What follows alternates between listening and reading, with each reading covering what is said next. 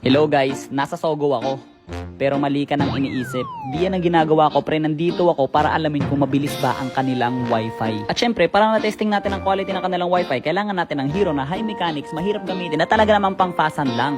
Kagaya ni Saber. Di ko alam kung anong problema nyo, bakit kayo naka mid-arlot pero katapusan na ng iyong kinabuhi, repa, wata! Ay wala, ang sakit ko! Ang sakit ko naman! Low health na si Lito Sawa, pre. Anong gagawin natin? Kunin natin tong tae, tapos idalhin natin sa kanya. Ay teka, ba't dumamay bigla buhay nun? Dapat patay na to ha. Akala nyo ba si Chulang may freestyle, pre? Tingnan nyo to ha. Op, 1 recall, 2 recall, 3 recall. Hey! What a freestyle!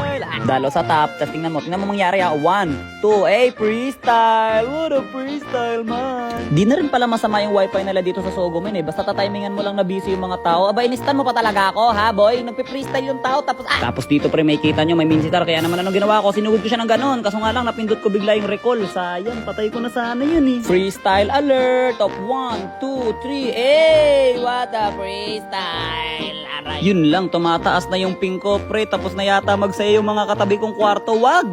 Mag second round pa kayo, mag third round pa kayo, mag only rounds kayo, wag! Tinapos na namin yung laro, pre. Nagsisimula na mag-cellphone yung mga katabi naming kwarto. Ano ba naman yun? Overall, 10 out of 10 yung wifi nila. Basta sasaktuhin mo lang na busy yung mga tao.